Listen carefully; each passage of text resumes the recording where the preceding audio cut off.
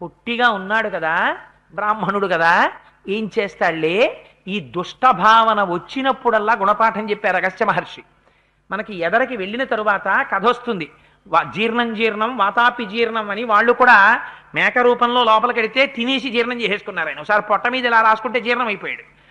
బ్రహ్మతేజస్సు కలిగినటువంటి వారు, మహాజ్ఞానులైనటువంటి వారి జోలికిడితే ఎటువంటి పతనము సంభవిస్తుందో చూపించారు.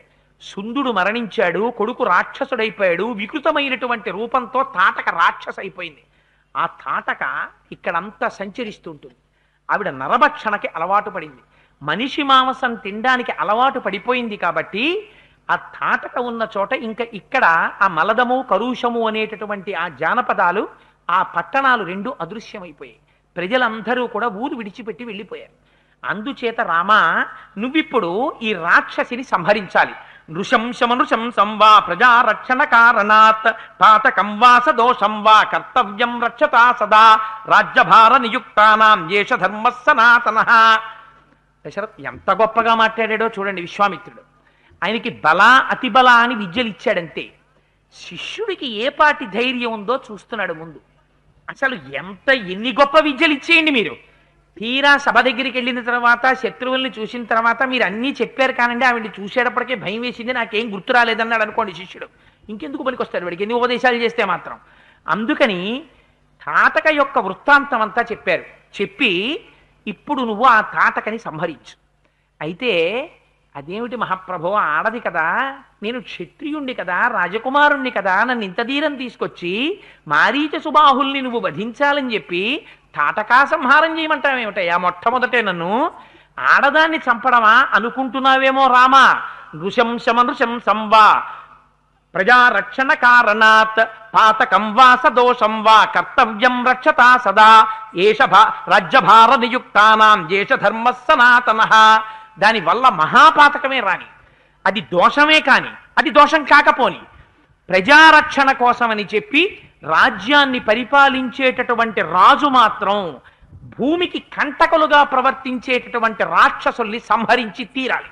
అందుచేత రామా, నువ్వు ఇంకా ఆలోచించకుండా బాణప్రయోగం చేసి తాటకని సంహరించు. పూర్వకాలంలో అలాగే మందర అనబడేటటువంటి ఒక స్త్రీ భూమిని సంహరించడానికి ప్రయత్నం చేస్తే ఆ రోజులలో ఆవిడ్ని సంహరించారు. అలాగే భృగువు యొక్క భార్య ఇంద్రుణ్ణి సంహరించడం కోసం అని చెప్పి తపస్సులో కూర్చుంటే శ్రీ మహావిష్ణువు ఆవిడ్ని సంహరించారు. పూర్వం లోకకంటకులైనటువంటి స్త్రీలని సంహరించడం అనేటటువంటిది ఉంది. అందుకని విరోచనని కుమార్తె అయినటువంటి మందరని ఆ రోజున సంహరించినట్టు, భృగుపత్నిని ఇంద్రుడు ఆ శ్రీ మహావిష్ణువు సంహరించినట్టు నువ్వు కూడా ఇప్పుడు ఈ తాటకని సంహరించు అన్నారు. అంటే రామచంద్రమూర్తి చూశారట. ఆయన ఒక మాట అనొచ్చు, అయ్యా నేను సుక్షత్రియుణ్ణి, నేను ఆడదాన్ని చంపడం ఏమిటయా, పైగా ప్రారంభంలో ఇది నేను చెయ్యలేను అనొచ్చు, నేను చెయ్యను అనొచ్చు, లేదా చేస్తాను అనొచ్చు. చిత్రం ఏమిటో తెలుసా అండి? రామచంద్రమూర్తి అన్నారు, పితుర్వచన నిర్దేశాత్ పితుర్వచన కారణాత్ వచనం కౌశికస్యేతి కర్తవ్యమని శంకయా గోబ్రాహ్మణ హితార్థాయ దేశస్యాస్య సుఖాయ చ తవ చైనా ప్రమేయస్య వచనం కర్తుముజ్యతః. మహానుభావ విశ్వామిత్ర, తాటకని చంపుతాను. ఎందుకు చంపుతానో తెలుసా? ఒకే ఒక కారణానికి తాటకని చంపేస్తాను. పితుర్వచన నిర్దేశాత్ పితుర్వచన కారణాత్. మా నాన్నగారు నన్ను పంపేటప్పుడు ఒక మాట చెప్పారు. విశ్వామిత్రుడు ఏది చెప్తే అది చెయ్యని చెప్పారు. నాకు మా తండ్రి గారి మాట శిరోధార్యం. ఇది రాముడంటే. పితృవాక్య పరిపాలన అంటే 14 ఏళ్ళ అరణ్యవాసం ఒక్కటి చెయ్యడం కాదు. ఎప్పుడెప్పుడు తండ్రి ఏ మాట చెప్తే ఆ మాట జ్ఞాపకం పెట్టుకుని ఔదల దాల్చాడు మహానుభావుడు. పితుర్వచన నిర్దేశాత్ పితుర్వచన కారణాత్ వచనం కౌశికస్యేతి కర్తవ్యమని శంకయా. దాని మీద నా గురువైనటువంటి నువ్వు చెప్పావు. గోబ్రాహ్మణ హితార్థాయ దేశస్యాస్య సుఖాయ చ తవ చైనా ప్రమేయస్య వచనం కర్తుముజ్యతః.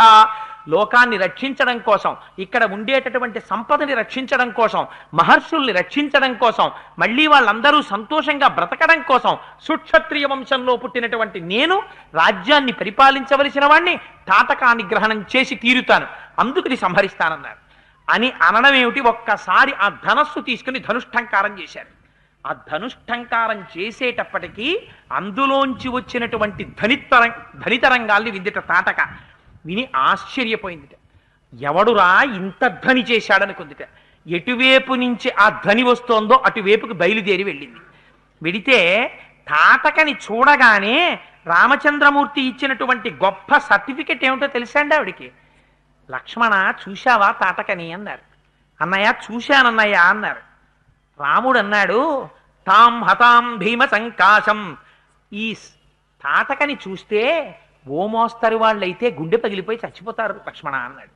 అంటే దాని స్వరూపం ఎలా ఉంటుందో మీరు ఆలోచించండి. ఇంకా ఇది సహజమైనటువంటి ధైర్యం. అందుకే వాల్మీకి మహర్షి ఒక మాట అడిగారు ముందు, కోన్వస్మిన్ సంప్రదం లోకే గుణవాన్ కశ్చ వీర్యవాన్ అన్నప్పుడు ఆత్మవాన్ కో అని అడిగారు. లోపల ధైర్యం ఉండాలి. గట్టిగా 2 లారీలో 2 జీపులో ఢీకొంటేనో లేకపోతే ఒకడు ఇంకొకరిని హత్య చేస్తేనో ఆ శవాన్ని చూడ్డానికే నాకు భయం అన్నవాడు పోలీస్ డిపార్ట్మెంట్లో ఇన్షైన్ అవుతాడు. అందుకని ఏ డిపార్ట్మెంట్లో ఉన్నవాడు ఆ డిపార్ట్మెంట్కి సరిపోయేవాడై ఉండాలి. అందుకని అటువంటి తాటకిని చూసి భయపడిపోయేవాడైతే ఇంకా రాక్షస సంహారం రామచంద్రమూర్తి ఏం చేస్తారు. లక్ష్మణమూర్తితో తాటకన గురించి రామచంద్రమూర్తి ఆ మాట చెప్పారంటే దాని స్వరూపము ఎంత భయంకరంగా ఉంటుందో ఆలోచించండి. ఒక మామూలు వ్యక్తి అయితే అసలు చూడగానే గుండె బయలు చచ్చిపోతారు. అందుకే అసలు అక్కడ ఎవరు మనుషులే ఉండేవారు కాదు. బాబాయ్ ఇది ఎప్పుడన్నా కనపడుతుందేమో అని పారిపోయారు వాళ్ళందరూ. అంటే ఎంత భయంకరమైన స్వరూపమో చూడండి. అందుకని చూశారు. చూసి వెంటనే ఆ తాటక ఆవిడ మీదకి బాణప్రయోగం చేశారు.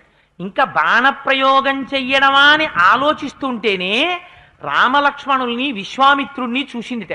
చూసి విశ్వామిత్రుడి మీద పడబోయింది. పడబోతే పెద్ద ఆయన కదా పాపం, ఇక్కడికి వీళ్ళందరినీ తీసుకొచ్చుంటారని అనుమానం దానికి. అందుకని ఆయన మీద పడబోతే ఆయన ఒక పెద్ద హుంకారం చేశారు.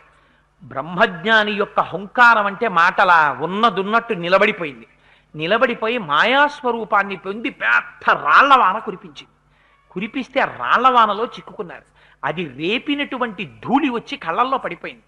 పడిపోతే విశ్వామిత్రుడు అన్నాడు, రామా ఉపేక్షించకు, ఆ తాటకని సంహరించన్నారు. అంటే రాముడు అన్నాడు లక్ష్మణుడితోటి, లక్ష్మణ ఎంత సంహరిద్దామన్నా స్త్రీ కదా, కొంత మార్పు వస్తుందేమో చూద్దాం. నేను దీని గమన శక్తిని కొట్టేస్తాను. దీని 2 చేతులు తెగ్గొడతాను, 2 కాళ్ళు తెగ్గొడతాను. 2 కాళ్ళు 2 చేతులు తెగిపోయిన తర్వాత పడిపోతుంది. వికారమైనటువంటి రూపాన్ని కల్పించు. ఎందుకని ఇంకా ఏదైనా శరీరంలో చెక్కేసాం అనుకోండి, ఒక కన్ను చెక్కేస్తే ఇంద్రియం పోతుంది. అందుకని ముక్కు చెవులు కొట్టేస్తాను. కొట్టేస్తే చూసుకున్నప్పుడల్లా జ్ఞాపకానికి వస్తుంది. ముక్కు చెవులు లేవు కదా, జ్ఞాపకానికి వచ్చి అప్పుడైనా బుద్ధి వస్తుందేమో. అందుకని వికార రూపం కల్పిద్దాం. నువ్వు ముక్కు చెవులు చెక్కి నేను చేతులు కాళ్ళు తెగ్గొడతానన్నారు. అని చేతులు తెగ్గొట్టారు, కాళ్ళు తెగ్గొట్టారు. లక్ష్మణమూర్తి ముక్కు చెవులు చెక్కారు. చెక్కితే దానసాధ్యం కుల అది మాయారూపాన్ని పొంది మాయమైపోయింది. మాయమైపోయి రాళ్ళవాన కురిపించింది. కురిపించి వచ్చి పెద్ద శరీరంతో రాముడి మీద పడబోతోంది. పడబోతుంటే విశ్వామిత్రుడు అన్నారు, రామా ఇక ఉపేక్షించకు, అసుర సంధ్యా సమయం అయిపోతోంది, చీకటి పడిపోయిందా, తాటక శక్తి పెరిగిపోతుంది, అందులో మాయావి, ఆడదని ఆలోచించకు. ఇంత చెప్పినా నువ్వు ఇంకా ఆడది అని ఆలోచిస్తున్నావు. ఇది కరుణా సముద్రుడు రాముడంటే. అందుకని ఇంకా ఆలోచించకుండా బాణప్రయోగం చేయమన్నారు. ఒక పిడుగు లాంటి బాణాన్ని దాని గుడ్డెల మీద కొట్టారు. పెద్ద హాహాకారం చేస్తూ నెత్తుటి ఏళ్లు ప్రవహిస్తూ ఉండగా ఆ తాటక భూమి మీద పడిపోయి ప్రాణాలు విడిచిపెట్టేసింది. తాం హతాం భీమ సంకాశం దృష్ట్వా సురపతిస్తదా సాధు సాధ్వితి కాకుత్సం సురాశ్చ సమపూజయన్. వెంటనే దేవేంద్రుడు, దేవతలు మొదలైనటువంటి వాళ్ళందరూ చూశారు. చూసి ఎంత ఆనందపడిపోయారో మహానుభావ, ఇన్నాళ్ళకి తాటకా సంహారం అయింది, ఇంకా ఇక్కడ ఉన్నటువంటి జానపదాలు వర్ధిల్లుతాయి. విశ్వామిత్రుడు లోకమునకు చికిత్స చేయడం ప్రారంభం అయిపోయింది. అందుకని తాటకా సంహారం అయింది. ఇప్పుడు ఎప్పుడైతే తనకున్న ధైర్యంతో తాటకా సంహారం చేశాడో దేవతలందరూ ఇంద్రుడు పరిగెత్తుకుంటూ విశ్వామిత్రుడి దగ్గరికి వచ్చారట. వచ్చి వాళ్ళు ఏమని అడిగారో తెలుసా అండి? మహానుభావ, ధైర్యం అంటే ఇది కదా ఉండవలసింది, ఇంత ధైర్యం ఉన్నవాడి దగ్గర ఉండాలి, అస్త్రశస్త్రాలన్నీ ఉన్నాయా? రేపొద్దున్న రాక్షసులందరినీ దునుమాడతాడు, పుట్టవలసిన వాడు పుట్టాడు, నరుడిగా ప్రవర్తిస్తున్నాడు, ఇంత ముక్కవోని ధైర్యంతో ఉన్నాడు. నీ దగ్గర అదిగో ఆ నిన్నటి రోజున చెప్పుకున్నటువంటి ఆ మహానుభావుడు కౌశికుడిగా నువ్వు పరిపాలన చేస్తున్నప్పుడు ఆ జయ సుభద్ర అనేటటువంటి ఆ దక్ష ప్రజాపతి యొక్క కుమార్తెలిద్దరికీ చెరుకో 50 అస్త్రాలు పుడితే నువ్వు వాటిని తీసుకున్నావు కదా. ఆ అస్త్రములనన్నింటినీ రామలక్ష్మణులకి ఉపదేశం చెయ్యి. చేస్తే ఈ అస్త్రబలంతో వాళ్ళు రాక్షసుల్ని నిగ్రహిస్తారన్నారు. విశ్వామిత్రుడి యొక్క శక్తి అంటే ఏమిటో చూడండి. భారతదేశంలో ఆర్ష సాంప్రదాయంలో అసలు శక్తి అన్నది ఎక్కడుందో తెలుసా అండి? ఏమీ తెలియనట్టుగా బ్రహ్మదండం పట్టుకుని అరణ్యాల్లో కూర్చుని తపస్సు చేసుకున్న వాళ్ళ దగ్గర ఉంది. అందుకే అలెగ్జాండర్ అంటాడు, భారతదేశం వెళ్ళిన తరువాత ఎవరి జోలికన్నా వెళ్ళండి, కానీ అరణ్యాల్లో పెద్ద పెద్ద చెట్ల కింద బ్రహ్మదండాలు పట్టుకుని తపస్సు చేసుకుంటూ ఉంటారు, కమండలాలు పట్టుకుని. వారి దగ్గరికి మాత్రం వెళ్ళి గట్టిగా మాట్లాడకండి, బహువినయంతో మాట్లాడండి. వాళ్ళది తపశ్శక్తి, మనది కేవలం బాహుశక్తి. వాళ్ళ ముందు మనం నిలబడలేమని చెప్పాడు. ఇది ఆర్ష సంప్రదాయం, మన మహర్షుల యొక్క శక్తి అంటే. ఈ మాట చెప్పగానే విశ్వామిత్రుడు పొంగిపోయి ఆయన ఇచ్చినవి ఏమిటో తెలుసా అండి? అస్త్రం హయశిరో నామ క్రౌంచమస్త్రం తథైవచ శక్తి ద్వయంచ కాకుస్తా తదా దదామి తవ రాఘవ. హయశిరోనామం అనేటటువంటి అస్త్రాన్ని ఇచ్చట, క్రౌంచమస్త్రం ఇచ్చట. ఇవన్నీ అస్త్రాలంటే బయట ఏదో బాణాల్లాగో గొడ్డళ్ళల్లాగో గుణపాల్లాగో ఏం దగ్గర ఉండవు, వాటికి మంత్రాలు ఉంటాయి. ఆ మంత్రం ఉపదేశం చేస్తారు. ఉపదేశం చెయ్యగానే ఆ మంత్రోపదేశం పొందగానే ఆ అస్త్రం స్వరూపాన్ని పొందుతుంది. పొంది వచ్చి పక్కన నిలబడి నమస్కారం చేస్తుంది. అయ్యా నువ్వు ఉపదేశం పొందావు, ఏం చెయ్యమంటావు? అస్త్రం హయశిరో నామ క్రౌంచమస్త్రం తథైవచ శక్తి ద్వయంచ కాకుస్తా తదామి తవ రాఘవ కంకాళం ముసలం ఘోరం కపాలమధ కంకణం ధారయంత సురాయోని దదామ్యేతాని సర్వశః. ఇవి ఎవరు? రాక్షసులు ధరిస్తారట, బ్రహ్మాండమైనటువంటి రోకళ్ళు. వాటి పేరు కంకాళము, ఘోరము, కపాలము, కంకణము. ఈ 4 ముసలములు అంటే రోకళ్ళు. అవి కూడా వాటికి సంబంధించినటువంటి మంత్రాలు కూడా విశ్వామిత్రుడికి తెలుసు. అందుకని ధర్మచక్రం తతో వీర కాలచక్రం తథైవచ విష్ణు చక్రం తథాత్యుగ్ర మైంద్రమస్త్రం తథైవచ వజ్రమస్త్రం నరశ్రేష్ఠ శైవం శూలవరం తథా అస్త్రం బ్రహ్మశిరశ్చైవ ఐషీకమసి రాఘవ దదామి తే మహాబాహో బ్రహ్మామస్త్రమనుత్తమం గదే ద్వే చైవ కాకుత్స మోదకీ శిఖరీవుభే ప్రదీప్తే నరసాద్దూల ప్రయచ్ఛామి నృపాత్మజ ధర్మపాశమహం రామ కాలపాశం తథైవచ పాశం వరుణమస్త్రం చ దదామ్య హమమనుత్తమం అశనీత్వే ప్రయచ్ఛామి శుష్కార్ద్రే రఘునందన దదామి చాస్త్రం పైనాకమస్త్రం నారాయణం తథా ఆగ్నేయమస్త్రం దయితం శిఖరం నామతః వాయవ్యం ప్రధనం నామ దదామి చ ధనానఘ. ఐంద్రాస్త్రం, బ్రహ్మాస్త్రం, బ్రహ్మశిరోనామకాస్త్రం, మానవాస్త్రం, వారుణాస్త్రం, ఇంద్రాస్త్రం, వైశీకాస్త్రం, ఆఖరికి పొడిగా ఉండేటటువంటి పిడుగులు, తడిగా ఉండేటటువంటి పిడుగులు, రోళ్ళు, రోకళ్ళు, రాక్షసగణాలు, క్రౌంచాస్త్రాలు, గాంధర్వాస్త్రాలు, నారాయణాస్త్రాలు, బ్రహ్మాస్త్రం, బ్రహ్మశిరోనామకాస్త్రం, మానవాస్త్రం, ఇవి అవి అని లేవు, సర్వాస్త్రములు చెప్పేశారు. చెప్పి 2 గదలు కూడా ఇచ్చేశారు. నందనం అనేటటువంటి ఒక గొప్ప ఖడ్గాన్ని బహూకరించారు. ఎవరు? బ్రహ్మజ్ఞానం కలిగినటువంటి విశ్వామిత్రుడు ఇంత అస్త్ర సంపత్తిని ఉపదేశం చేసేసేట. చేసేస్తే ఈ అస్త్రములన్నీ పురుష రూపాలని ధరించాయి. వచ్చి రామచంద్రమూర్తి పక్కన నిలబడ్డాయి. ఇవన్నీ ఆయన ఉపదేశం పొందారు. పొందిన తరువాత నిలబడి, స్వామి మేమందరం మీ కింకరులం, నిన్ను సేవిస్తున్నాం, ఎవరి మీదకెళ్ళమంటావు చెప్పన్నారు.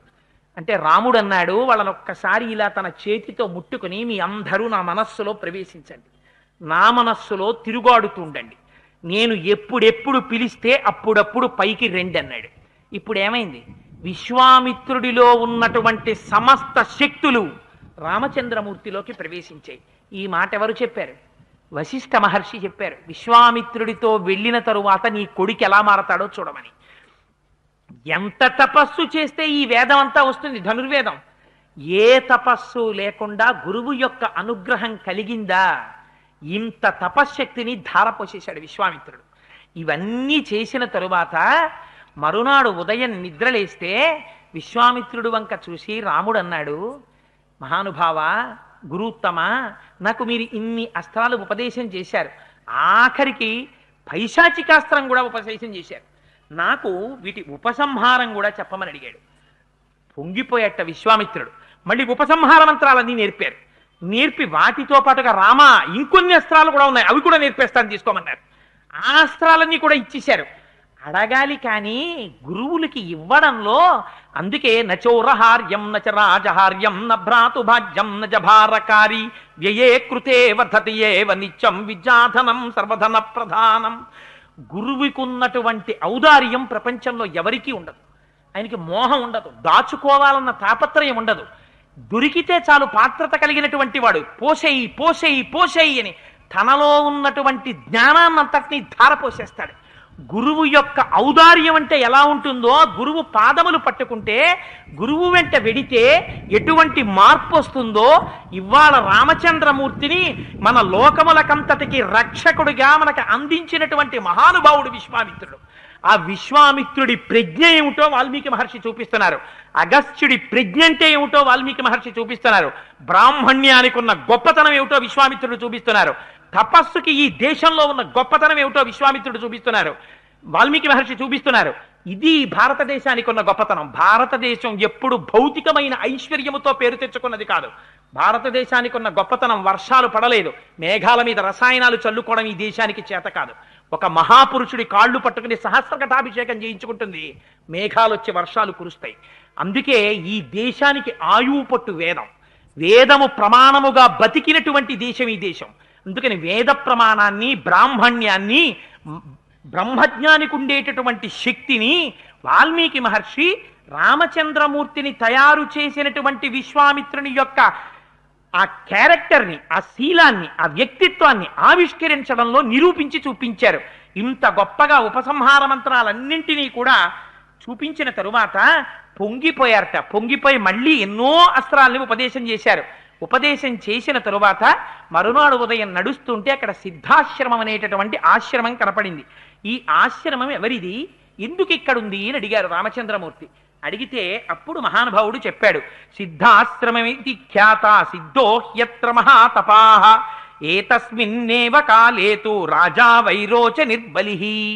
ఒకానొకప్పుడు విరోచనుని యొక్క కుమారుడైనటువంటి బలిచక్రవర్తి అపారమైనటువంటి పరాక్రమాన్ని పొంది ఇంద్రుణ్ణి రాజ్యభ్రష్టుణ్ణి చేసి ఇంద్రుడి యొక్క రాజ్యాన్ని కూడా తన రాజ్యంగానే పొందాడు. ఇంద్రుడు శ్రీ మహావిష్ణువుకి భక్తుడే, బలిచక్రవర్తి విష్ణు భక్తుడే. ఇద్దరినీ సంస్కరించవలసినటువంటి అవసరం ఏర్పడింది. అందుకని ఇప్పుడు ఒక రాక్షసుణ్ణి నిగ్రహించినట్టు నిగ్రహించడం కుదరదు. అందుకని అక్కడ కశ్యప ప్రజాపతి తపస్సు చేశారు. ఎవరితో? అదితితో కలిసి. అక్కడే శ్రీ మహావిష్ణువు కూడా పూర్వాశ్రమంలో కొన్ని వేల యుగాలు తపస్సు చేశారు. ఆయనతో పాటుగా అక్కడే వామనమూర్తి యొక్క ఆవిర్భావం జరిగింది. ఎందుచేత కశ్యప ప్రజాపతి అడిగారు శ్రీ మహావిష్ణువుని, మళ్ళీ నా కుమారుడైనటువంటి ఇంద్రుడికి రాజ్యాన్ని ఇప్పించడం కోసమని నువ్వు ఉపేంద్రుడిగా పుట్టాలన్నారు. ఉపేంద్రుడు అంటే ఇంద్రుడి తమ్ముడు. రాజ్యం ఇవ్వడం కోసమని ఇంద్రుడి తమ్ముడిగా ఆయన పుట్టి, ఎవ్వరు అడగడానికి ఇష్టపడరు. ఒకరి దగ్గరికి వెళ్ళి చెయ్యి చాపడం అంటే ఎంత చులకన. ఒకరి దగ్గర చెయ్యి చాపరు.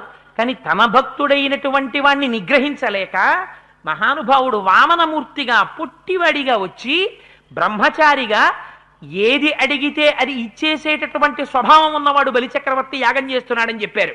అక్కడికి వెళ్ళి చెయ్యి చాపి అడిగారు, నాకొక్క 3 అడుగుల నేల దానమివ్వయా బలి అని అడిగారు. ఎందుకు 3 అడుగులు? నీకేం కావాలో చెప్పు, నీకేం కావాలంటే అది ఇచ్చేస్తాన్నాడు బలిచక్రవర్తి. నిజంగా పోతన గారు భాగవతంలో అందించారండి. వరచేలములో మాడలో పలములో వన్యంబులో గోవులో కరులో కాలములో నికేతనములో లేకపోతే వన్యంబులో కాంతలో నీకేం కావాలి చెప్పు, ఏం కావాలంటే అది ఇచ్చేస్తానన్నాడు. అంటే ఆయన అన్నాడు, ఒంటివాడ నాకు 1-2 అడుగుల మెరయింపు సొమ్ము మెరయొల్ల కోర్కె తీర బ్రహ్మ కూకటి ముట్టెద దనకుతుక సాంద్ర దానవేంద్ర. నాకెందుకయా 3 అడుగుల నేల దానవి? నువ్వు దానం ఇచ్చానన్నావా, నేను బ్రహ్మాండాలన్నింటినీ ఆక్రమించేస్తాను, చూపిస్తానన్నాడు. పాపం బలిచక్రవర్తి 3 అడుగుల నేల దానం చేసేశాడు. దానం చేసయ్యగానే ఒక పాదంతో భూమిని కొలిచేశాడు.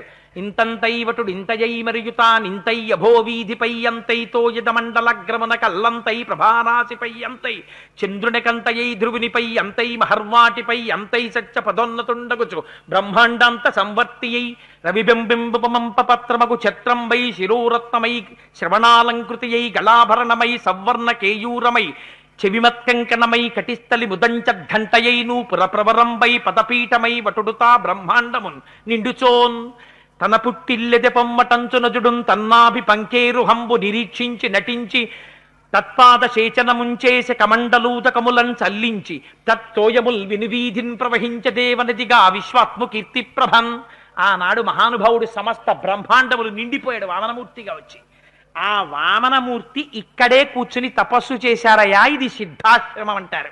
కశ్యప ప్రజాపతి యొక్క కోరిక తీరినటువంటి ఆశ్రమం ఇది. ఇక్కడే శ్రీ మహావిష్ణువు తపస్సు చేశారు. ఇక్కడే శ్రీ మహావిష్ణువు ఇంద్రుడికి తమ్ముడు ఉపేంద్రుడై పుట్టాడు. వామనమూర్తి అని పేరు పెట్టుకుని దానం పుచ్చుకున్నాడు. పుచ్చుకుని తిరిగి ఇంద్రుణ్ణి రాజ్యమునందు ప్రతిష్ఠ చేశాడు. అందుకని అందరూ తమ తమ కోరికలు తీర్చుకున్నటువంటి ఆశ్రమం కనుక ఈ ఆశ్రమానికి సిద్ధాశ్రమం అని పేరు అని ఒక విచిత్రమైనటువంటి మాట చెప్పారు. ఎవరు? వాల్మీకి విశ్వామిత్రుడు రాముడితో అంటూ, ఇదిగో ఇక్కడ ఉన్నటువంటి సిద్ధాశ్రమం నా ఒక్కడితే కాడు. అద్య గచ్చామహే రామ సిద్ధాశ్రమమనుత్తమం తదాశ్రమ పదం తాత తవాప్యేతద్యథా మమ. ఈ ఆశ్రమంలో నేనిప్పుడు ప్రస్తుతం యాగం చేస్తున్నది ఇక్కడే చేస్తున్నాను.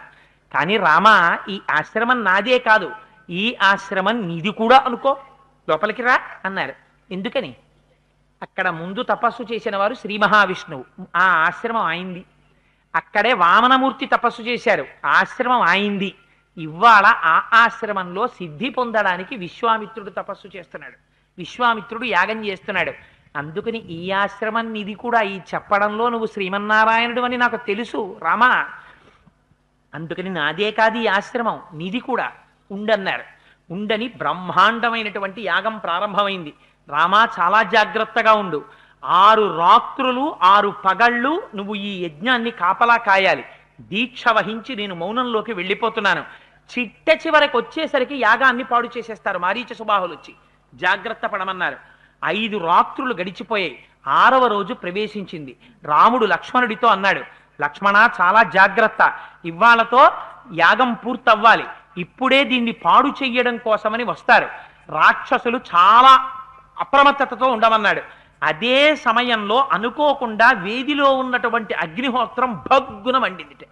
అలా యాగం జరుగుతుండగా అగ్నిహోత్రం ఒకేసారి మండి పైకి లేచి కిందకి దిగితే ఏదో యాగానికి ప్రతిబంధకమైనటువంటి ఒక దుష్టశక్తి ప్రవేశించడం ప్రారంభమవుతోంది అని ఒక దుశ్శకునాన్ని చెప్పినట్టు.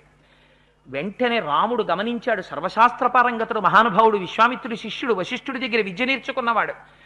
ఇదిగో దుర్నిమిత్తం తోస్తోంది, రాక్షసులు రావడానికి సిద్ధపడుతున్నారు, జాగ్రత్త పడన్నాడు. వెంటనే కామరూపులై మారీచ సుబాహులు వచ్చారు. వారితో పాటు కొన్ని వేల మంది రాక్షసులు వచ్చారు. ఆ పైనుంచి కుండలతో రక్తాన్ని అగ్నిహోత్రంలోకి పోశారు. పొయ్యగానే రక్తం పడగానే అగ్నిహోత్రం భగ్గున పైకి లేచింది. చూశాడు రాముడు.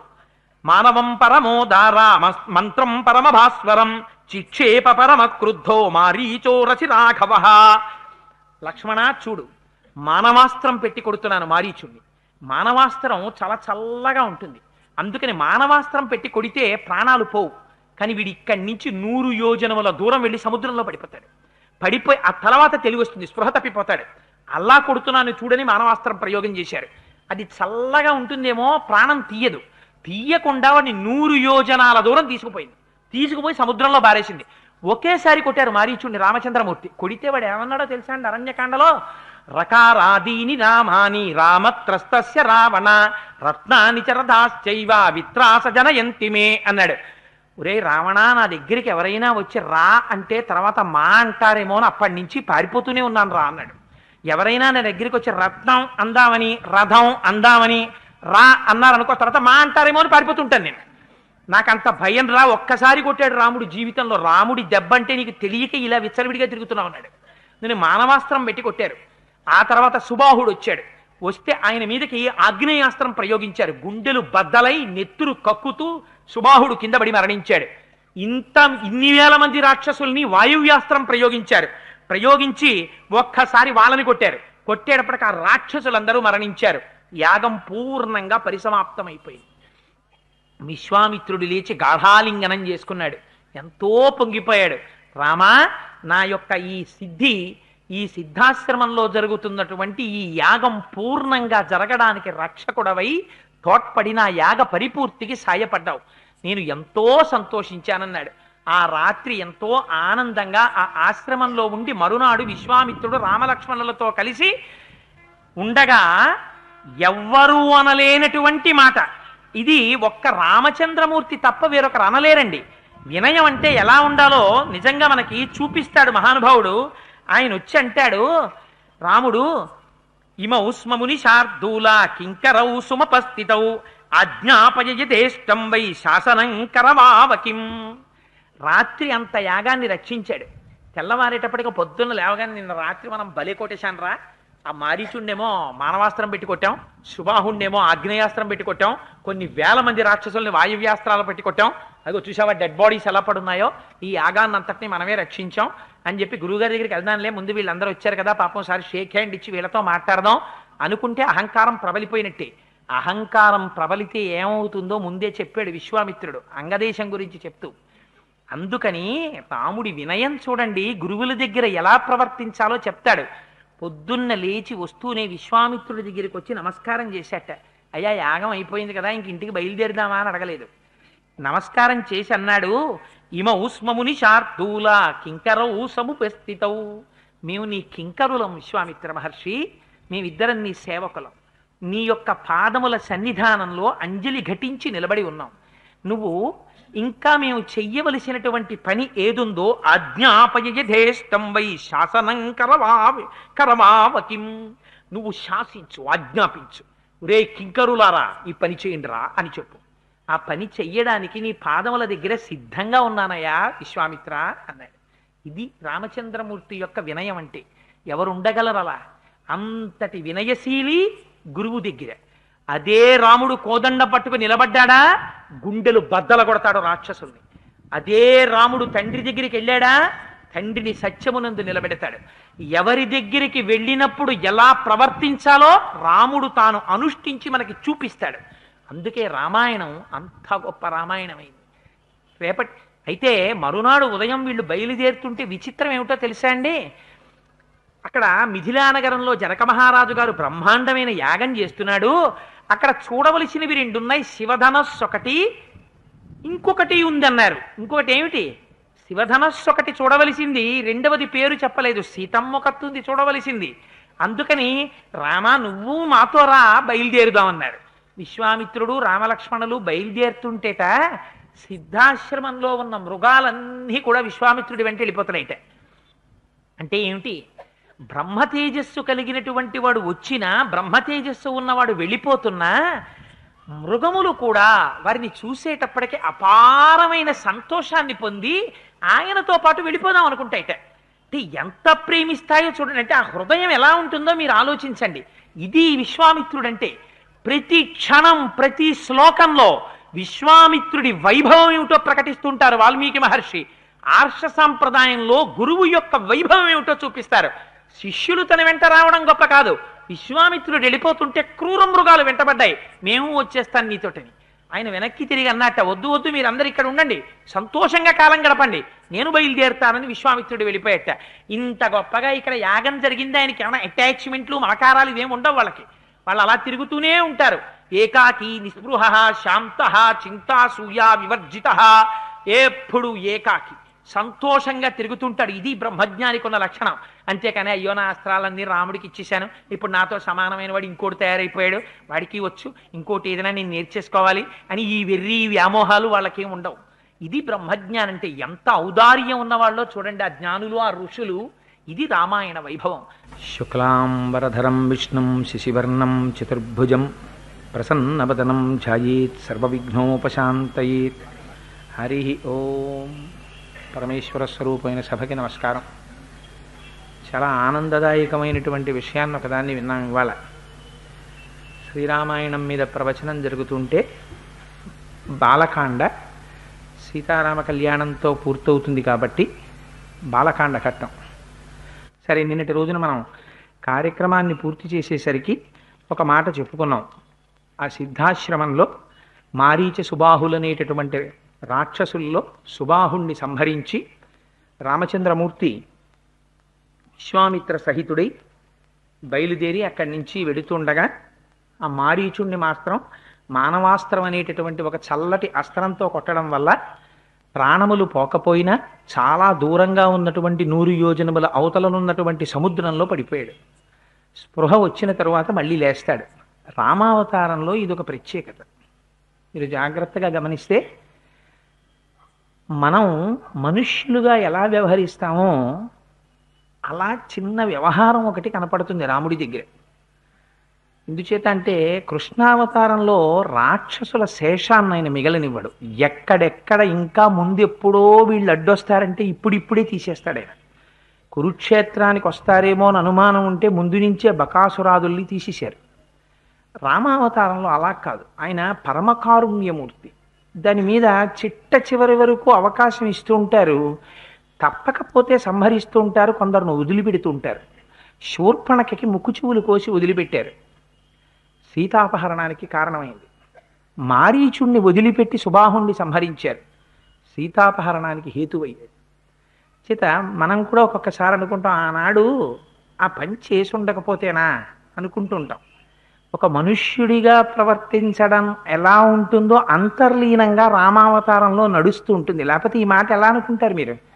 ఆ రోజండి నిజంగా చేసి ఉండకపోతే ఇవాళ ఈ ఇబ్బంది పడకపోదును, marry in haste and repent at leisure అంటారే, అలా ఆ రోజున ఏదో తొందరపడిపోయాను, చూసారా ఎంత ఇబ్బంది పడిపోయాను అన్న భావన రాదు. అందుకని నరుడిగా ప్రవర్తించడంలోనేమో చిన్న విచిత్రమైనటువంటి సందర్భాలు జరుగుతుంటాయి. మారీచుణ్ణి మాత్రం మానవాస్త్రంతో కొట్టారు, దానివల్ల వాడు సంహరింపబడలేదు. ఆయనకి తెలుసు సంహరింపబడని.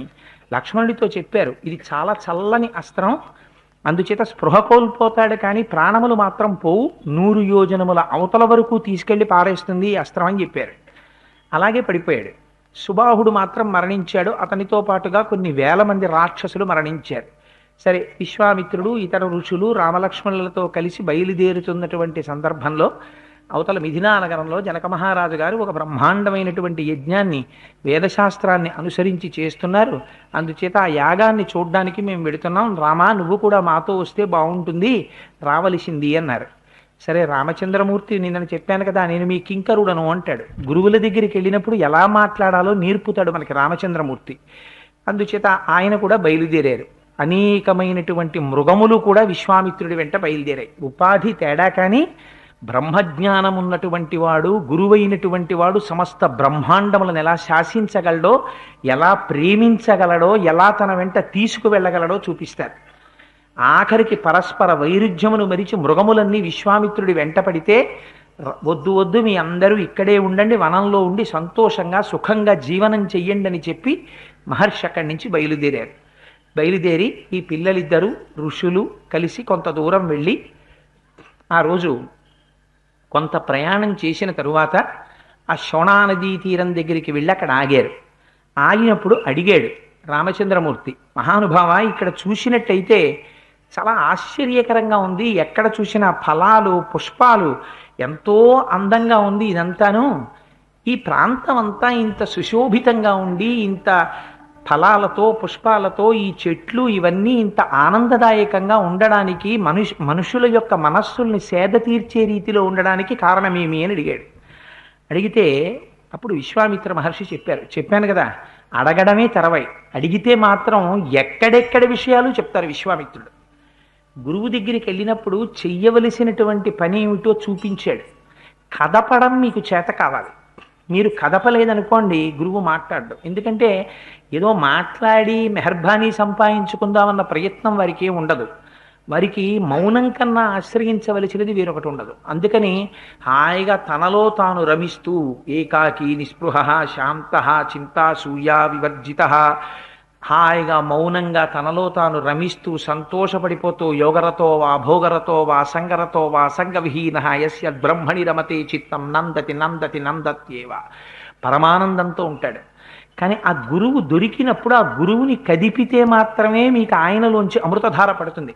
రమణులు అంటారు, చెరుకు కర్రని పట్టుకుని గానుగలో పెట్టి తిప్పినా, పంటి కింద పెట్టి నవిలినా, కత్తి పెట్టి నరికినా, పైనుంచి తీసి నొక్కినా తీపి తప్ప అందులోంచి కారం రాదు అంటారు.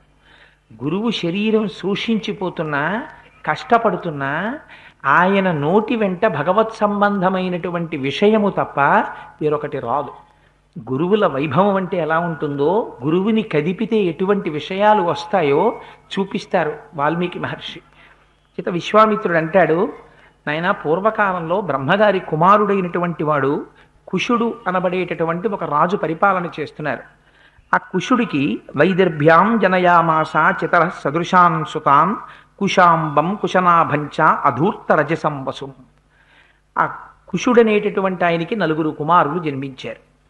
మొదటి ఆయన పేరు కుశాంబుడు, రెండవ ఆయన పేరు కుశనాభుడు, మూడవ వారి పేరు అధూర్త రజసుడు, 4వ వారి పేరు వసురాజు. ఈయన ఈ కుశుడు 4 కుమారుల్ని పిలిచాడు. వాళ్ళు యవ్వనంలోకి వచ్చారు. నాయన, ఇంతకాలం నేను ధార్మికంగా పరిపాలన చేశాను, మీరు 4 కూడా 4 నగరములను నిర్మాణం చెయ్యండి, చేసి మీరు కూడా ధార్మికంగా పరిపాలన చెయ్యండి అని ఆదేశించాడు. 4 కుమారులు కూడా తండ్రి మాట వినేటటువంటి కొడుకులు. అందుకని 4 పట్టణాలని నిర్మించుకున్నారు. కౌశాంబి, మహోదయము, ధర్మారణ్యము, గిరివ్రజపురము అని 4 పట్టణాలు నిర్మించారు. ప్రస్తుతం మనం ఉన్నటువంటి ఈ ప్రాంతం అంటే విశ్వామిత్రుణ్ణి రామచంద్రమూర్తి ప్రశ్న వేసే సమయానికి వారు శోణభద్రా నదీ తీరంలో ఎక్కడ ఉన్నారో ఆ ప్రాంతానికి సంబంధించినటువంటి కథని విశ్వామిత్రుడు రామచంద్రమూర్తికి చెప్తున్నారు. అందుచేత మనం ఇప్పుడున్నటువంటి ప్రాంతాన్ని గిరివ్రజపురము అని పిలుస్తారు. దీన్ని నిర్మించినటువంటి మహానుభావుడు వసురాజు. ఈ పట్టణానికి ఉన్న గొప్పతనం ఏమిటంటే 5 కొండలు ఉంటాయి చుట్టూ. ఈ 5 పెద్ద పెద్ద కొండల్లోంచి కూడా ఆశ్చర్యకరంగా శోణా నది ఇలా ప్రవహిస్తూ ఉంటుంది.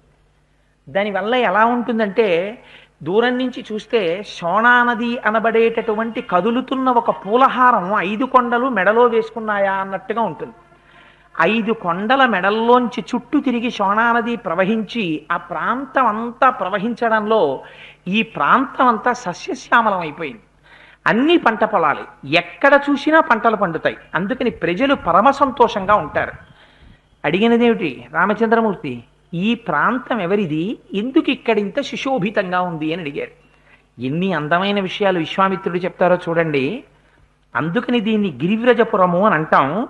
కానీ నీకొక ఆశ్చర్యకరమైన విషయం చెప్తాను విను. కుశనాభసుతాః సర్వా సమర్థాస్త్వాం సురోత్తమ. ఈ కుశనాభుడికి, ఇందులో 2వ వాడైనటువంటి వాడు కుశనాభుడు, మొదటివాడు కుశాంబుడు, 2వ వాడు కుశనాభుడు, 3వ వాడు అధూర్తరజసుడు, 4వ వాడు వసురాజు. 2వ వాడైనటువంటి కుశనాభుడికి అంటే వీరు ఉన్నటువంటి ప్రాంతం ఆ వసురాజుది. 2వ వాడైనటువంటి కుశనాభుడికి 9 కుమార్తెలు కలిగారు.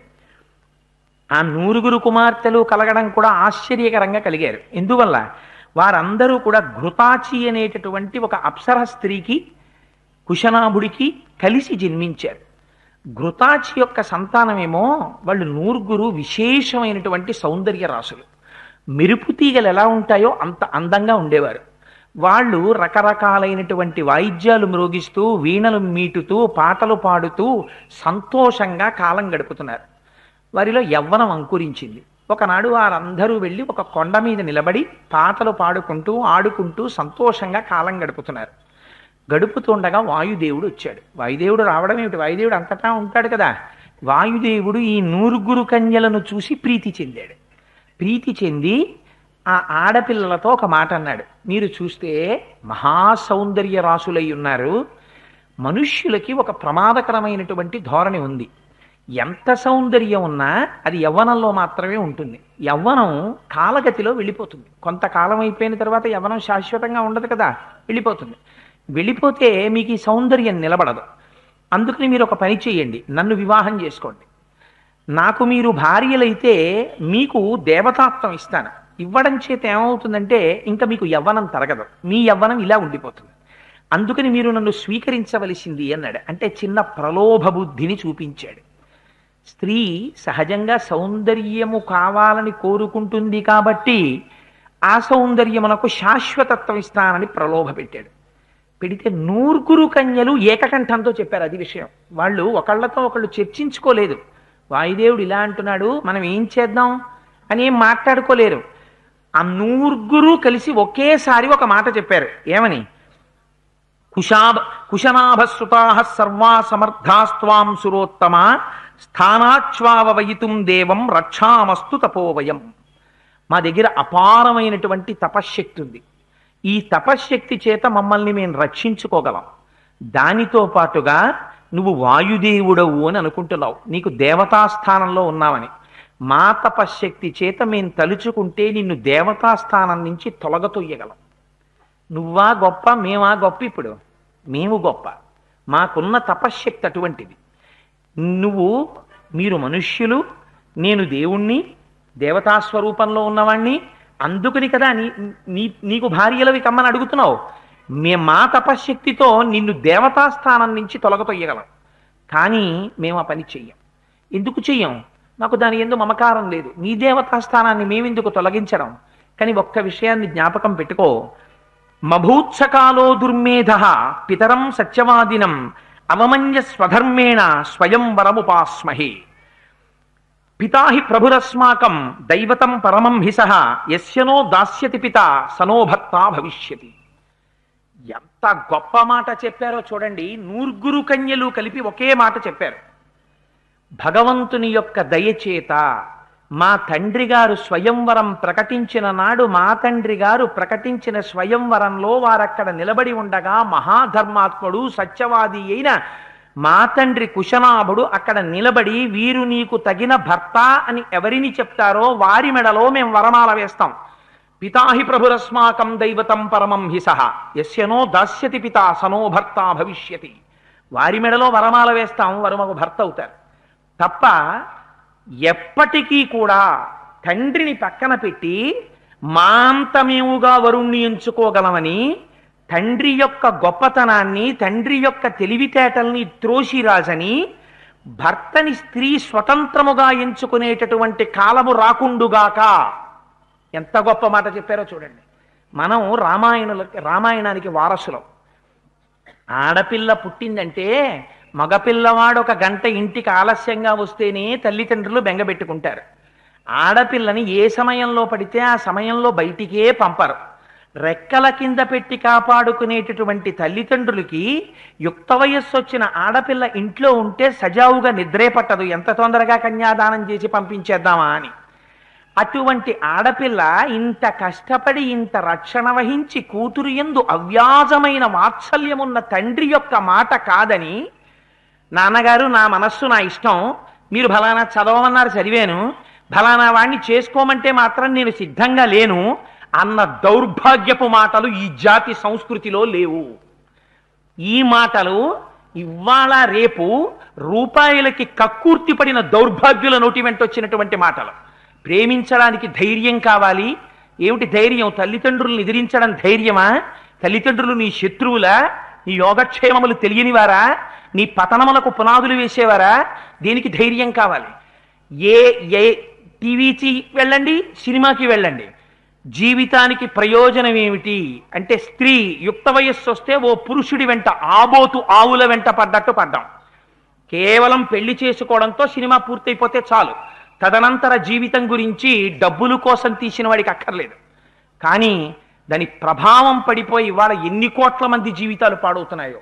మన జీవితానికి రామాయణం మార్గం నేర్పింది. అందుకే బ్రహ్మగారు అన్నారు, ఎంతకాలం రామాయణం చెప్పబడుతుందో అంతకాలం మానవత్వం నిలబడుతుంది.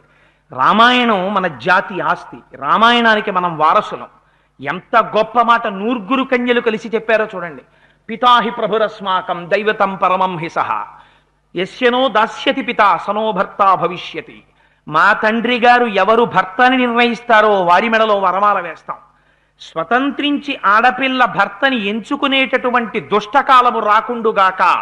ఇటువంటి మాటలు మా తండ్రి గారిని అడగకుండా మాతో తిన్నగా వచ్చి మాట్లాడడం చేత నువ్వు దుర్మేధ, నువ్వు వాయుదేవుడు కావచ్చు, నువ్వు దేవతాస్వరూపానివి కావచ్చు, అయినా సరే ఆడపిల్ల తండ్రిని సంప్రదించకుండా ఆడపిల్ల దగ్గరికి వచ్చి వివాహం చేసుకుంటానని సౌందర్యం గురించి మాట్లాడినటువంటి నీది దుర్మేధ. ఈ ఒక్క కారణం చేత నిన్ను దేవతాస్థానం నుంచి తీసేస్తాం మేము మా తపోశక్తితోటి. అయినా మేము తీయం. ఎందుకో తెలుసా? మాకు ఓర్పు. మా తపస్సు చేత మమ్మల్ని మేము రక్షించుకోగలం, కానీ నిన్ను విడిచిపెడుతున్నాం. మరి ఔదార్యం చూడండి. నూర్గురు కన్యలు ఈ మాట చెప్తే వాయుదేవుడికి ఆగ్రహం కలిగింది. వాల్మీకి మహర్షికి స్వపరభేదాలు ఏమి ఉండవు. మహర్షులైనటువంటి వారు పక్షపాతాలతో కొమ్ములేం కాయరు. ఎక్కడ తప్పుంటే అది దేవతా స్వరూపం కానివ్వండి, హనుమ అంతటి వారు కానివ్వండి, మండోదరిని చూసి సీతమ్మ అనుకుంటే నిదర్శయన్ స్వాం ప్రకృతిం కపీనాం, కోతి బుద్ధి బయట పెట్టుకున్నావయా అన్నారు. అందుకని మహర్షి రాగద్వేషాలు లేకుండా రాస్తారు. వారు మహాజ్ఞాని, వారికి ఏమవసరం, వారికి ఏం బెంగలేదు. గురు కన్యలు అన్నటువంటి మాటలు విని ఆగ్రహించి వారి శరీరము లోపలికి ప్రవేశించి వారి అవయవముల యందు సంకోచత్వమును కల్పించాడు. దానివల్ల వారందరికీ కూడా అవయవముల యొక్క పటుత్వము తొలగిపోయింది. అంటే పోలియో వ్యాధి వచ్చినటువంటి వాళ్ళు, లేదా పక్షవాతాది వ్యాధులు వచ్చి చచ్చుపడిపోయినటువంటి అవయవాలు కలిగినటువంటి వారికి కొన్ని అవయవములు శక్తి క్షీణించిపోయి ఎలా ఉంటాయో అలా తోటకూర కాడల్లా శరీరావయవములు జారిపోతే ఈ నూరుగురు కన్యలు తండ్రి దగ్గరికి వచ్చి నేల మీద పడిపోయారు. పడిపోతే తండ్రి కుశనాభుడు బయటికి వచ్చాడు. ఏమమ్మా మీ అందరు ఇలా పడిపోయారు ఏమని అడిగాడు. అడిగితే వారు అన్నారు, కన్నుల నీరు పెట్టుకుని సిగ్గుపడి, తండ్రి మేము బయట ఉద్యానవనంలో విహరిస్తుండగా వాయుదేవుడు మమ్మల్ని ఇలా అడిగాడు. మాకు తండ్రి గారు ప్రభువు, వారు నిర్ణయించిన వారిని తప్ప మేము స్వీకరించమని చెప్పాం. ఆగ్రహించిన వాయుదేవుడు మమ్మల్ని ఇలా చేశాడు అన్నారు. అంటే ఆయన అన్నాడు, చూడండి ఎంత ఓర్పో, స్త్రీకి ఓర్పు ఉండి తీరాలి. స్త్రీకి కాదు, పురుషుడికి కూడా ఓర్పు ఉండాలి. అందరికన్నా అందంలో, పుట్టుకలో, యవ్వనంలో, జాతిలో ఆధిక్యం ఉండడం చేత దేవతా సంబంధమైనటువంటి వారికి మరింత ఉంటుంది కొంచెం గర్వం. ఎందుకుంటుంది అతిశయం? మేము ఓ మెట్టు పైనున్న వాళ్ళమని. ఎవరా పిల్లలు? వాళ్ళు ఘృతాచి సంతానం, అప్సరస యొక్క సంతానం కాబట్టి వాళ్ళు కూడా ఓ మెట్టు పైనున్న వాళ్ళు. అయినా మీరు ఆగ్రహించలేదు. మీ తపశ్శక్తితో వాయుదేవుణ్ణి మీరు శపించలేదు. ఎంత గొప్ప విషయం! క్షమాదానం, క్షమా యజ్ఞం, క్షమా సత్యం హి పుత్రికా, క్షమా యశ, క్షమా ధర్మ, క్షమయా విష్టితం జగత్ అన్నాడు. ఏమి గొప్ప మాటలు, ఏమి పాత్రలండి రామాయణంలో. ఈ మాట చెప్తే ఇంకోడైతే అంటాడు, తండ్రి ఎందుకు ఊరుకున్నారమ్మా, శపించిపోయారా అంటాడు. ఆయన అన్నాడు, అమ్మా స్త్రీకి ఉండవలసిన ఆభరణం అమ్మా, నూరుగురు కన్యలు కలిసి ఒక్కసారి ఇంత ఓర్పు పట్టారా? ఒక్కరికి కోపం రాలేదమ్మా మీలో? ఎంత అందమమ్మా, అలా ఉండాలి తల్లి. చూశారా? క్షమాదానం, ఓర్పే దానమమ్మా. క్షమా యశ, అన్నిటికన్నా గొప్పది కీర్తి ఓర్పే. క్షమా యజ్ఞం, ఓర్పుకి మించినటువంటి యజ్ఞం లేదు. క్షమా సత్యం హి పుత్రికా, సత్యం ప్రపంచంలో ఓర్పు ఒక్కటే. క్షమా ధర్మ, ఓర్పుని మించినటువంటి ధర్మం లేదు. క్షమయా విష్టితం జగత్, ఆ క్షమచేతనే ఈ భూమి నిలబడింది. నిజంగా తపశ్శక్తి ఉన్న వాళ్ళందరూ ఓర్పులు కోల్పోవడం మొదలు పెడితే అసలు ఈ భూమి నిలబడదు. వారికి ఓర్పు ఆభరణం. అందుకని అంత ఓర్మి వహించారమ్మా మీరు. నేను చాలా సంతోషించాను తల్లి అన్నారు. అన్న తర్వాత పాపం ఆ నూరుగురు కన్యలు అలా పడున్న తర్వాత కుశనాభుడికి ఒక విషయం జ్ఞాపకానికి వచ్చింది. ఇందులో తండ్రి బాధ్యత కూడా జ్ఞాపకం చేశారు. మహాసౌందర్య రాశి అయినటువంటి కుమార్తె యవ్వనంలో ఇంట్లో ఉండగా తండ్రి బాధ్యత వివాహ సంబంధం చూడటం. నేను చూడలేదు కాబట్టి కదా వాయుదేవుడు కన్నుపడింది, కాబట్టి నేను ఇప్పుడు వివాహం చేయాలనుకున్నాడు. ఎప్పుడు? అవయవాలన్నీ కూడా శక్తి సన్నగిల్లిపోయి తోటకూర కాడల్లా జారిపోయి వాళ్ళు నేల మీద పడిపోయి ఉన్నప్పుడు వీళ్ళకి సరిపోయినటువంటి వరుడెవరు అని చూశాడు. ఇది ఎలా కుదురుతుందండి? ఏదో చాలా అందంగా ఉన్నటువంటి సమయంలో తగిన వరుడెవరని చూశారంటే అర్థం ఉంది. వీళ్ళు నేల మీద పడిపోయి లేవలేరు, కూర్చోలేరు. ఇప్పుడు తగిన వరుడెవరని ఆయన ఆలోచించాడు. ఆలోచించి నిర్ణయానికి వచ్చాడు. ఎవరికిచ్చి చేస్తాను నా నూరుగులు కన్యల్ని అంటే, అదే కాలమునందు చూళి అనబడేటటువంటి ఒక మహర్షి తపస్సు చేస్తున్నారు. ఆ తపస్సు చేస్తున్నటువంటి మహర్షికి ఊర్మిళ అనబడేటటువంటి స్త్రీ యొక్క కుమార్తె అయిన సోమద అనబడేటటువంటి గంధర్వ స్త్రీ ఉపచారాలు చేసింది. ఎందుకు చేస్తున్నామని ఆయన అడగలేదు. చాలా కాలం ఉపచారం చేసింది. కొంతకాలం అయిన తర్వాత మహర్షి ప్రసన్నుడయ్యారు. మీరు చాలా దీర్ఘకాలం నుంచి నాకు ఉపచారాలు చేశారు, నీకు నేను నా నుంచి నువ్వేమి కోరుకుంటున్నావు, నేను నీకు ఏమి చేయగలను అని అడిగాడు. అడిగితే ఆవిడంది, నేను ఒక భర్తకి భార్యని కాను. నేను ఇతపూర్వం ఏ పురుషుణ్ణి వివాహం చేసుకుని ఉండలేదు. ఇప్పుడు కూడా నాకు ఒకరికి భార్యని కావడం నాకు ఇష్టం లేదు. కానీ అపారమైనటువంటి తపశ్శక్తి కలిగినటువంటి వాడు, వేదమును నమ్మినవాడు, అటువంటి బ్రహ్మతేజస్సున్నవాడు నీ వలన శారీరక సంపర్కం లేకుండా మానసికమైనటువంటి తపఫలంతో నాకు కుమారుడు కావాలంది. ఋషుల వైభవాన్ని చూపిస్తారండి, వాళ్ళు తలుచుకుంటే ఏం చెయ్యలేరు. ఈ మాట అడిగింది, ప్రసన్నుడయ్యాడు మహర్షి. మనసా సంకల్పం చేశారంతే. సంకల్పం చేసినంత మాత్రం చేత చూళి యొక్క అనుగ్రహంతో, చూళికి సోమదకి ఏ విధమైనటువంటి భౌతిక సంపర్కం లేకపోయినా సోమదకి చూళి యొక్క మానసపుత్రుడు జన్మించాడు. ఆయనకి బ్రహ్మదత్తుడు అని పేరుంచారు. జన్మతః గొప్ప ప్రభావవంతుడైన ఆయన కాపిల్యము అనేటటువంటి నగరంలో ఉంటుండేవారు. ఆ నగరంలో ఉంటుండగా చూశారు, ఈ కుశాంబుడు అనేటటువంటి ఆయన కాంపిల్య నగరంలో ఉన్నటువంటి బ్రహ్మదత్తుడు తగిన వరుడు నా నూర్గురు కన్యలకి, వీళ్ళని ఆయనకిచ్చి వివాహం చేస్తానన్నాడు. ఎక్కడి బ్రహ్మదత్తుడు? పుట్టుక చేత బ్రహ్మజ్ఞాని, మహర్షి చూళి యొక్క ఔరసపుత్రుడు, సోమద యొక్క సంతానం. అటువంటి వాడికిచ్చి ఈ నూర్గురు కన్యల్ని వివాహం చేస్తానన్నాడు. ఏమిటి వాళ్ళకున్న క్వాలిఫికేషన్ చెప్పండి నాకు ఇప్పుడు. భారతదేశంలో వివాహం చేసుకోవడానికి చూసిన క్వాలిఫికేషన్ ఏమిటో తెలుసా అండి? బాహ్య సౌందర్యము పట్ల అపార ప్రీతిని చూచుట భారతదేశమునకు తెలియదు. అందుకే పెద్దలైన వారిని ఎందుకు పంపిస్తారో తెలుసా వివాహానికి? పెద్దలు నిశ్చయించినారుగాన ఏతత్ సుముహూర్తమునకో అని ఎందుకు రాస్తారంటే, అక్కడికి వెళ్ళి ఈ అమ్మాయి అంత అందగత్తే అని కాదు చూడవలసింది, ఆ అందం కాలంలో వెళ్ళిపోతుంది. కాలంలో వెళ్ళిపోయేటటువంటి అందం ఎంతకాలం నిలబడుతుంది, అది కాదు చూడవలసింది. ఆ అమ్మాయి ఈ అబ్బాయి వీళ్ళిద్దరి యొక్క అభిరుచులు ఎంత కలుస్తాయి. భారతదేశానికి విశ్వనాథ సత్యనారాయణ గారు ఒక మాట చెప్తుంటారు, 1000 పడగలలో 999 పడగలు చితికిపోయాయి సంస్కారంలో, ఒక్క పడగే మిగిలింది. ఏది అంటే ఈ జాతిలో ఎన్ని ఇబ్బందులు రానివ్వండి, ఎన్ని కష్టాలు రానివ్వండి, ఒకసారి బ్రహ్మముడి పడిన తరువాత శరీరం పడిపోవాలి తప్ప భర్తని భార్య కానీ భార్యని భర్త కానీ విడిచిపెట్టి వెళ్ళిపోవడం అన్నది ఈ జాతికి తెలియదు. ఆ పని చేసిన వారు ఏ కారణానికి చేసినా అసహ్యించుకోవడం ఒక్కటే ఈ జాతికి తెలుసు. వారు ఎంత పేదరాలు కానివ్వండి, భర్తని అనుగమించిన స్త్రీని మహాపతివ్రత అంది దేశం.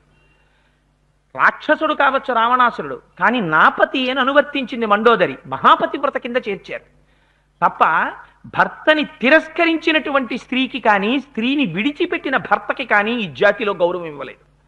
దానికన్నా గొప్ప ఉండకూడని లక్షణం వేరొకటి లేదు. అందుచేత బ్రహ్మదత్తుడికి ఇవ్వడానికి ఏమిటి వీళ్ళకున్న లక్షణం? అపారమైనటువంటి తపశ్శక్తి ఉన్నప్పటికీ కూడా క్షమ, ఓర్పు కలిగి ఉండడం. ఇంతకన్నా గొప్ప లక్షణం ఎవరికి ఉంటుంది? అందుకని నా కుమార్తెకి తగినవాడు బ్రహ్మదత్తుడే అన్నాడు. బ్రహ్మదత్తుడిని తీసుకొచ్చాడు ఇంటికి. ఆశ్చర్యం ఏమిటో తెలుసా అండి, బ్రహ్మదత్తుడు చూశాడు, నూర్గురు కన్యలది ఏకీభావం. ఎందుకని ఏమిటి చేస్తారు వివాహం చేస్తే? మనస్సులు కలుపుతారు.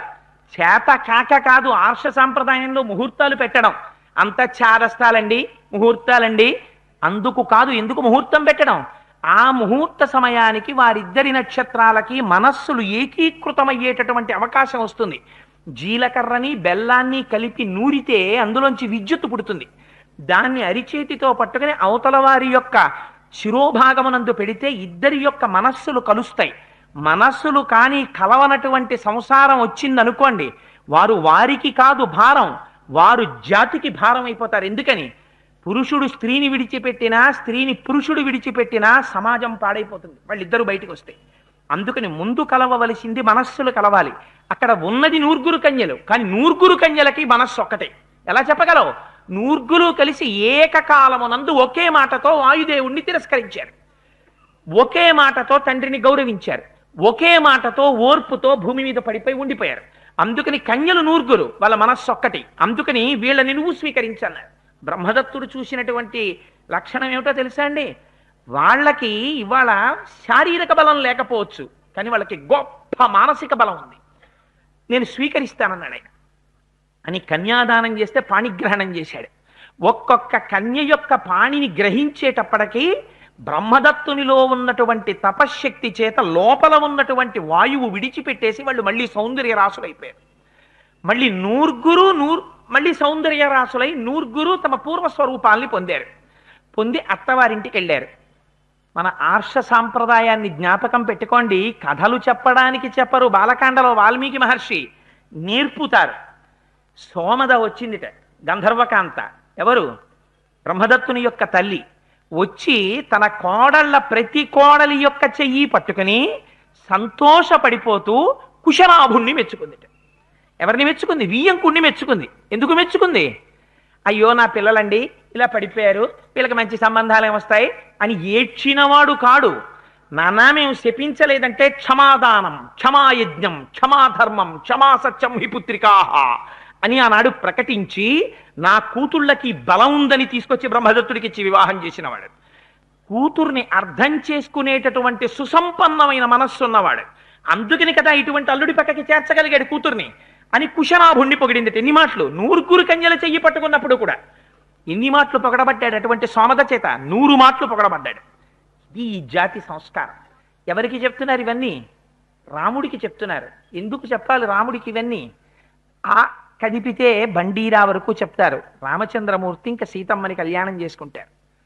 భార్యాభర్తల సంబంధం అంటే ఏమిటో, బాహ్య సౌందర్యం చూడాలో, అంతఃసౌందర్యం చూడాలో, సంసారం అంటే ఎలా ఉంటుందో, దానివల్ల ఇద్దరు ఒకరినొకరు ఎలా ఉద్ధరించుకోవాలో రామాయణం మనకి నేర్పింది. యవ్వనంలో ఉన్నటువంటి పిల్లలున్న చోట చెప్పించుకోవలసింది, చెప్పవలసింది, వినవలసింది రామాయణం. మన దౌర్భాగ్యం వాళ్ళ రామాయణం తప్ప టీవీలకు అంకితం అయ్యాం. సంస్కృతి ఏమైపోతుంది? రామాయణ సంస్కృతి తగ్గిపోయింది, రాక్షస సంస్కృతి పెరిగిపోతుంది. ఎందుకని? నా మనస్సు నా ఇష్టం, నా మనస్సు వాడికి ఇచ్చేశాను కాబట్టి తిరిగి రాదు, ఒకరికి ఇస్తే తిరిగి రాదు, ఓడిపోతే ఊరుకోదు, పగిలిపోతే అతుకుపడదు, శాలువా కప్పుకో, ఎండ చెట్ల పక్కన తిరుగు. ఇది ఏమవుతుంది? జాతికి దౌర్భాగ్యం. అందుకని రామాయణం ఏదో హాస్యాస్పదంగా వ్రాసినటువంటి కథలు కావవి.